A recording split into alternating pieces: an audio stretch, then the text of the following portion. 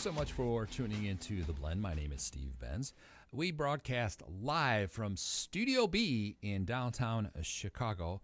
This week's guest, you will recognize his voice. You will recognize his music. He fronted one of the great 80s bands, songs like Poison Arrow, Look of Love, When Smokey Sings, and How to Be a Millionaire. Let's welcome Martin Fry of ABC to the show. Martin, welcome aboard. Hello there. It's an honor to be speaking with you, Steve. You've got a great tour coming to America starting next month with Belinda Carlisle. Have you sang or have you performed with Belinda before? Yeah, I have toured with Belinda Carlisle, met some of the Go-Go's, and traveled all over the world, yeah. Belinda puts on a great performance, yeah. It's a great show. Now, it's a nice privilege to be out there on stage, Belinda, and a whole bunch of other people. Yeah, there is. You're going to be here in Chicago. I can't wait for that. You got other dates as well. Now, I just had one question for you. Now, when I think of Martin Fry, I think of ABC. I think of other performers that combine fashion and music. Robert Palmer, Brian Ferry, David Bowie, one of your good friends, Tony Hadley. Was that on purpose that your group combined fashion and music at that time? Yeah, I guess so. Robert Palmer, I dearly miss him. He was a great singer, great writer, very stylish guy.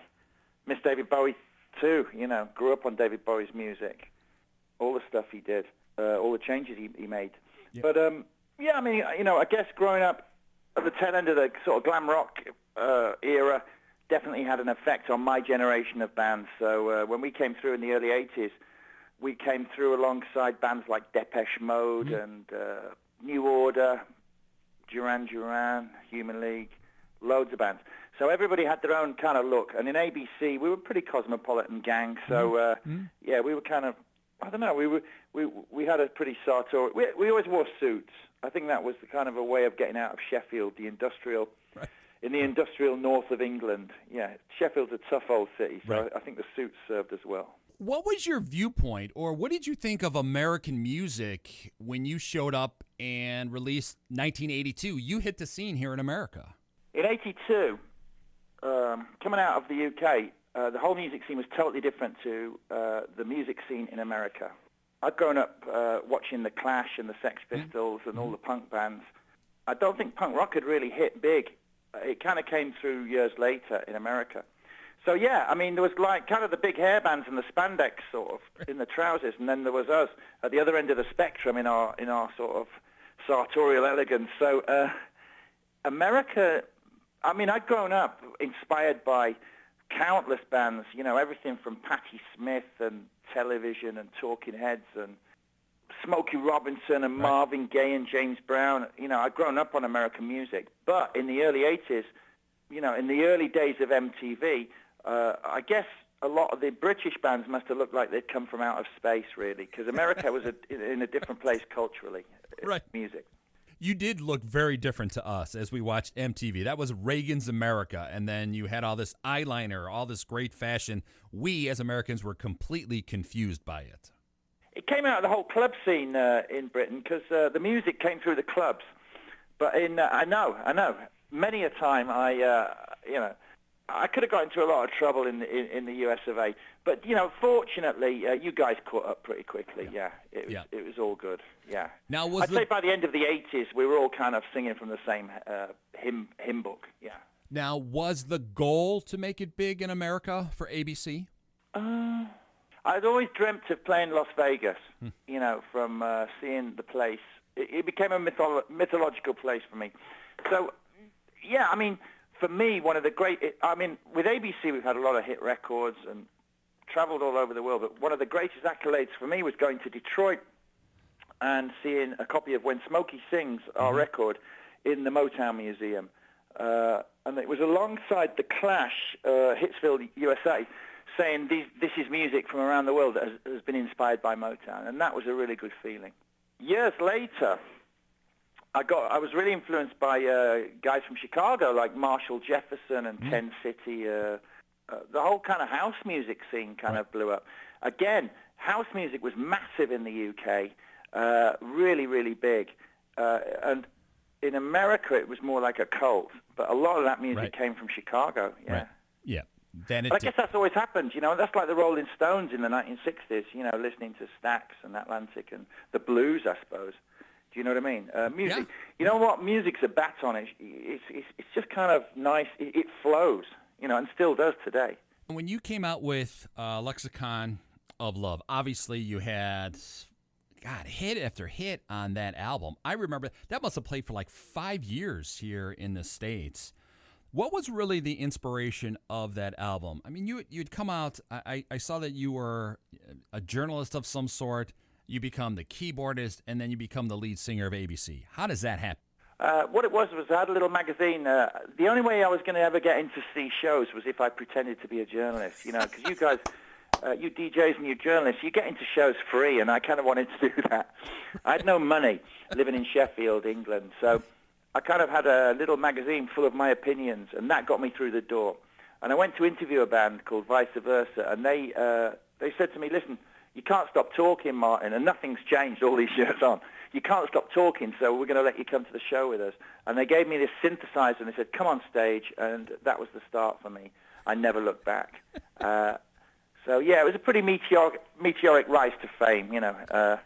But with the music, we were trying to make music that was very polished. So with The Look of Love and Poison Arrow and All of My Heart, the songs off Lexicon of Love, we wanted to do... In Britain, music had gone through a pretty raw sort of phase. Uh-huh. So we were trying to do something entirely different, something much more polished. Right. And then you come back some odd years later in 2016, and you do a follow-up of that CD, which most people think that would be crazy. But what I got from that album, and correct me if I'm wrong, I got the essence from Lexicon 2, a man looking back at his time, maybe midlife, and just a better and deeper perspective of life. Would that be true? Absolutely. I mean, The Lexicon of Love was the first record we ever made, and I've made many albums subsequently through the years. But around about 2015, I was playing a show with a full orchestra at the Albert Hall in London. It was a very prestigious gig for us, playing to our audience. And I looked out into the audience, and I thought to myself, I've been toying with the idea about making a record for a while, but it's kind of challenging if you've not done it for a while. And I kind of looked out into the audience, and I figured, you know, everybody had their hands in the air, and I thought, I'm going to write songs about the story, my story, and the story of the audience, and how we've all gone through a lot of trials and tribulations, and, you know, a lot of things have happened to us all in the last 30 years, but we're still here. And for me, that was the core idea of trying to explain that in songs. And I went out, wrote some songs like Viva Love and Flames of Desire and various songs. And I was made an album that was very orchestral, very polished. So, I mean, I don't know about you, but I don't know how many editions of Walking Dead you've watched on Netflix, you know, or, you know, I'm kind of liking the idea of finding out what happens in Chapter 2 and Chapter 3 sometimes with people. You know, what happens to those characters? Right. You know, so I thought I'd provide you with another episode of The Lexicon of Love, yeah. And the album did really well in Europe and the UK. It kind of caught people's imaginations. Sure. Yeah. It was interesting to kind of not look back, but to look at the audience today and write some music and write an album about that. Right, because we're still with you. We're still here, and now we're middle-aged. Yeah, you know, that's just a time-space continuum. You kind of, time will never stop, but nobody feels old, right. You know. No, we never but feel old. Rarely. We may look old, but we've it got was Botox. like about the excitement of all the adventures you have, you know. When I play shows, you know, when I play shows today in 2018, it's not really about nostalgia. You're playing a back catalogue. It's about how exciting it is in that moment, there and then, in the present. So I played a lot of shows and I realized that. So I wanted to flip it when I came to make a record. And let's be honest, a lot of musicians, a lot of bands of my vintage, they show up and you kind of listen to the music and you think they're good, but they're not quite as good as they were. Yeah. Well, I didn't want to do that. I wanted to make a record that stood up on its own 2 feet, you know, unapologetically. And that's what the Lexicon of Love 2 is all about. Yeah. With that, and you speaking of you wanted to make great music, where did that come from? Is that something that you were taught as a child? Nah. Going to clubs, I think, when I was kind of in, you know, 14, 15. I remember going, to a discotheque back then, and they'd play something like Sly and the Family Stone, and everybody would get up on the dance floor, or they played Bowie, or I don't. I always remember a song called Jeff Beck did called "Hi Ho Silver Lining." Yeah, okay. And it kind of when everybody got on the dance floor, it seemed to unite everybody. Back then it was all in Britain. It was skinheads and rockers. It was kind of pretty tough growing up in those days. But when a great piece of music came on, it kind of seemed to unite everybody. Mm-hmm. And I've never forgotten that feeling. Mm-hmm. And I think that's what really got me interested in sort of trying to be in a band and trying to make my own music when I first started. Since you are still the only member of ABC, why is that? Why are there so many changing parts in the band? Is it just life in general? The band's existed for 35 years. Yeah. It's like the Starship Enterprise. I'm Captain Kirk, aren't I? So the crew changes every now and again. I mean, originally there was 3 or 4 guys. Over the years, it's been a collaboration. Sure. To get a big sound, I work with a lot of different musicians, yeah. It's kind of more like a movie than a band, yeah. Yeah, just recently, I'm sure you know Mike Score from A Flock of Seagulls. They just put the band back together. They have a new CD coming out with an orchestra, the Prague Orchestra. And I talked to Mike many times. I just thought, wow, what a great idea, put the original band together. Any chance of trying to get some of the original members back together with you? Yeah, absolutely. I'm on good terms with all of them. Yeah. But, as time moves on, they do different things. Sure. But I think Mike Score's got back together with his brother, hasn't he? Yes. That's nice. Yes.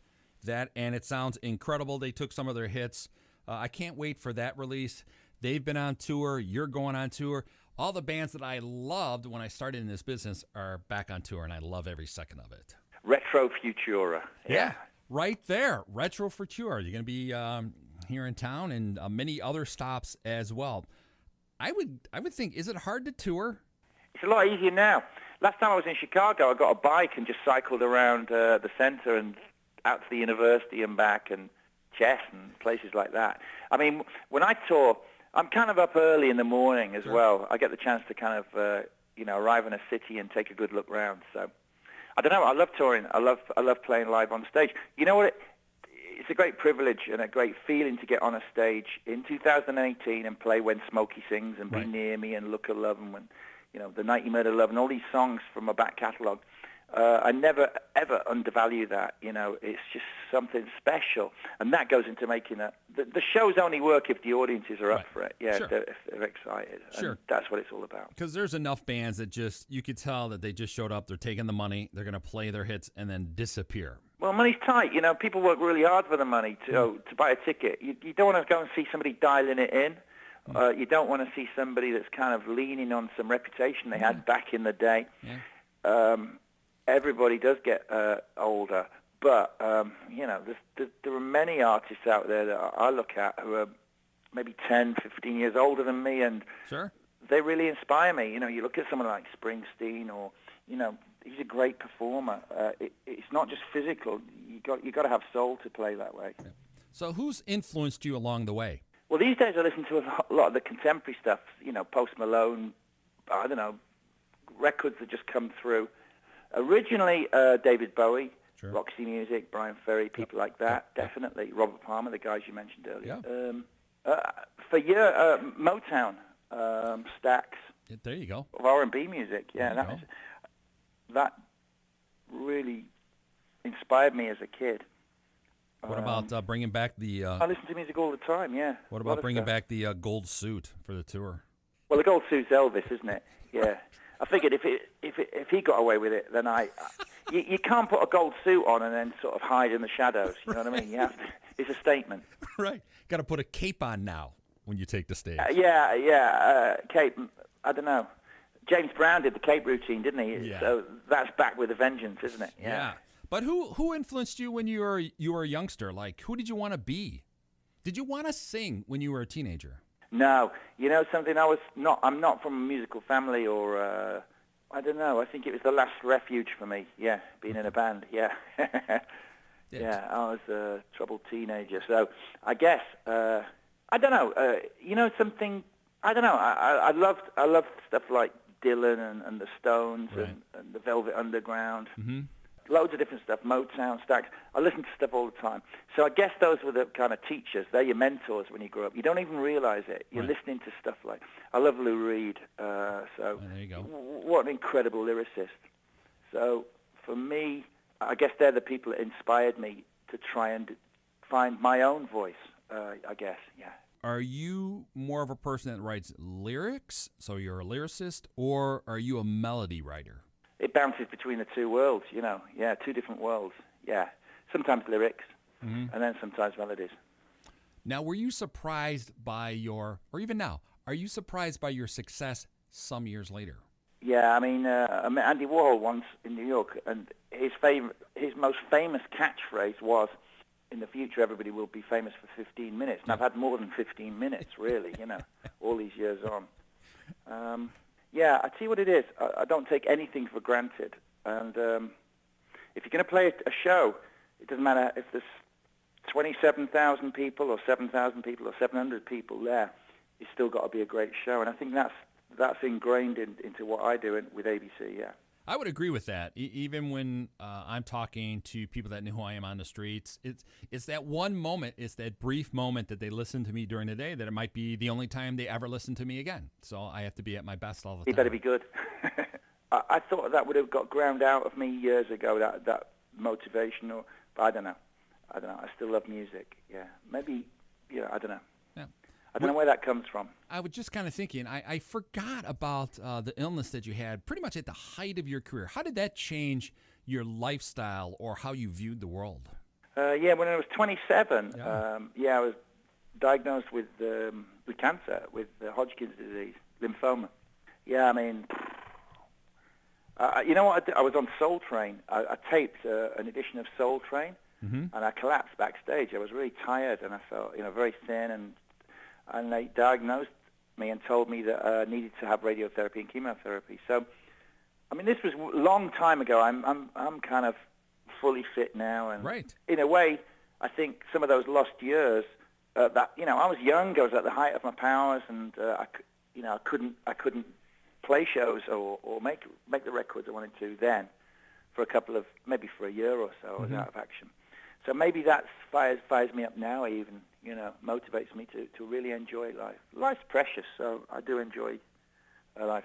But I was very lucky, but anyone going through that experience, I'd say this, that, you just got to get down to the hospital and get the treatments and stuff when you can. Right. I mean, it's hard to believe it's, almost a lifetime ago. But it's such a long time ago, yeah. And modern, science has moved on. But it was a scary time for me, yeah. I think that definitely had So what can the audiences expect? A lot of positive things came out of a really bad experience. Now, with that, you've got a longtime wife. Obviously, here in America, we get divorced, on a snap of a fingers. And longtime love, what could you say about that relationship and being a father and things of that sort? Yeah, I've been married to Julie, my wife, for a long time, over 30 years. Yeah. I think if you meet somebody that sees you for what you are, the good in you and the bad in you and everything there, and then still likes you, you got to call that love. That is love. Yeah. So I don't know. I'm a lucky guy. What can I say? I would say so. A lucky guy. You've had fame, fortune, a beautiful wife. Having been a father, I'll be honest with you, not to get too deep into it, but it took me like 10, 12 years to get my head around that trip. Ask any dad, really. Yeah. If he answers you honestly, yeah, it's tough. But I've got two beautiful kids, yeah, Nancy and Louie, my twins. There's a lot goes on. It kept me sane, yeah. Do your kids really know who you are in the music business? It's not really something, I know I'm talking about performing around the world and records and stuff, but I'm not the sort of guy that sits at home and looks at his reflection in the old gold records and stuff, yeah. But, they used to come to shows when they were, they come to shows, when they were younger, yeah. School holidays, we used to go out and do a stadium tour or something, opening up for somebody or, so, yeah, I've traveled a lot. One of the best times was when Nancy was much younger, and I went on tour. I was rehearsing in L.A., and, it's great. She got the opportunity to travel all around the USA on a bus, yeah. Wow. Is that a good thing? It's a bit like the Partridge Family. Do you ever remember that show years ago? Yeah. Oh, yeah. David Cassidy just passed, too, and he did a Yeah, documentary sadly. on his last sessions, and it just pulled your heartstrings. It was just devastating to watch. But, I don't know what I'm saying. Yeah, my kids, Yeah, so they have an essence of who you are. they've Sometimes, got proper jobs. They work in advertising and data analysis. right, Yeah. because we don't want our kids. I don't want They're my in the kids in media. post-millennial world. Yeah, I don't want my kids in media. It's too hard. It's like, no, go get a real job. Don't do what I do. Well, no, don't put your daughter on the stage. Is that an old phrase from the vaudeville days? Yeah. Yeah. So what can they expect when you get here on tour? What can the audience expect from a Martin Fry ABC concert now? Something uplifting, polished sound, Yep. great beats, some melodies, and a heartfelt singer. Yeah. And you're going to hear all of my some songs like All of My Heart and The Look of Love and Poison Arrow and When Smokey Sings, Be Near Me, I guess, amongst others. Who haven't you performed with or would like to tour with? That's a great question. Played a lot of festivals, so it's brilliant when you kind of run into people on a festival site. You know what I mean? Mm-hmm. I don't know. I can't even answer that one. See, that's a tough one. That's a tough one to think about. Many more adventures to come. Yeah, And who would you say your best friend? I saw somewhere that you and Tony Hadley were like best buds. I know Tony really well. Yeah, I saw him we played a big show on Saturday in Scotland, but. It was great. Midge Ure was there. Billy Ocean was there. Yeah, Who else? that's awesome. Kim Wilde, Belinda What Carlisle. about singing a song with Tony? How about that? After thousands. So, it's kind of nice because back in the day, everybody was chasing for the number one spot. But Right. these days, all these years on, people respect each other as survivors, in the pop world, in the rock and roll world. I am looking forward to your tour. Your tour starts specifically here in Chicago. It's going to be next month. I will be backstage. So I'm looking forward to meeting you and getting you on some Facebook Live. Cheers. Martin, thank you so much for joining me. Thank you.